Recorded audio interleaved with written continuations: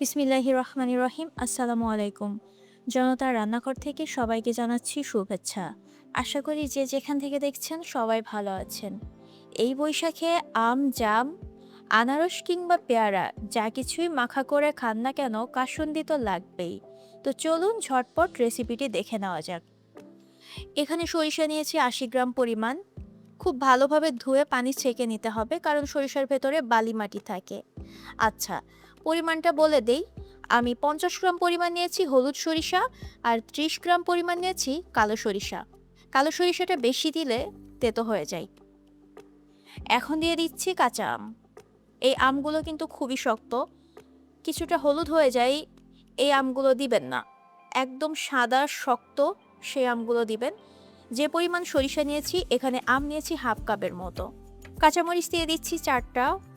এখানে আদা দিচ্ছি কয়েক স্লাইস, দেখতে পাচ্ছেন খুব অল্প পরিমাণ। যদি আদা বাটা দেন তাহলে দিবেন হাফ চা চামচের মতো। এখন সামান্য পানি দিয়ে এগুলোকে ভালোভাবে ব্লেন্ড করে নিব। সরিষাটা ব্লেন্ড করার পরে ঠিক এমনটা হয়েছে।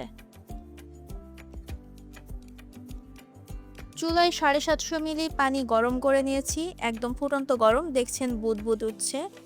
এখন দিয়ে দিচ্ছি ১ চা চামচ পরিমাণ লবণ, ১ চা চামচ হলুদ দিলাম, হাফ চা চামচ কিছুটা কম ধনিয়া গুঁড়া দিলাম। এবার এটাকে ভালোভাবে মিশিয়ে নিতে হবে। এ পর্যায়ে ব্লেন্ড করে রাখা সরিষাটা দিয়ে দিচ্ছি। খুব ভালো করে নেড়ে চেড়ে পানির সাথে সরিষা বাটা মিশিয়ে নিতে হবে যাতে করে কোনো প্রকার লাম্পস না থাকে। আর টানা নাড়তে থাকতে হবে যেন নিচে ধরে না যায়। আপনারা চাইলে হলুদ গুঁড়াটা আর একটু বাড়িয়ে নিতে পারেন, তবে আমার কাছে হালকা কালারটাই ভালো লাগে, একটু সবুজ ভাব থাকে আর কি। দেখুন আস্তে আস্তে পানিটা কিন্তু বেশ টেনে এসেছে। এভাবে কাসুন্দি তৈরি করলে বহুদিন ধরে ভালো থাকে। আর যেই প্রসেস দেখিয়েছি এভাবে কাসুন্দি বানালে অনেক বেশি টেস্ট হবে। এ পর্যায়ে কাসুন্দি দীর্ঘদিন ভালো রাখার জন্য দিয়ে দিচ্ছি ১ টেবিল চামচ পরিমাণ ভিনেগার। হাতের কাছে যদি ভিনেগার না থাকে তবে হাফ টেবিল চামচ লেবুর রস দিবেন, এতেও দীর্ঘদিন ভালো থাকবে। স্বাদের ব্যালেন্সের জন্য দিচ্ছি হাফ চা চামচের মতো চিনি। ভালো না লাগলে দিবেন না, এটা একদম অপশনাল। ভিনেগার দিয়ে খুব বেশি সময় নাড়তে যাবেন না, এতে করে টক ভাব অনেক বেশি হয়ে যাবে। প্রায় ১ মিনিটের মতো নেড়ে চেড়ে নিয়েছি। আমি ঠিক এমন ঘনত্বে নামিয়ে নিব, এটা ঠান্ডা হলে আরও বেশি ঘন হয়ে যাবে। এখন শেষ পর্যায়ে দিয়ে দিচ্ছি অল্প একটু সরিষার তেল, খুব সামান্য পরিমাণে, এই ধরুন ২ টেবিল চামচের মতো।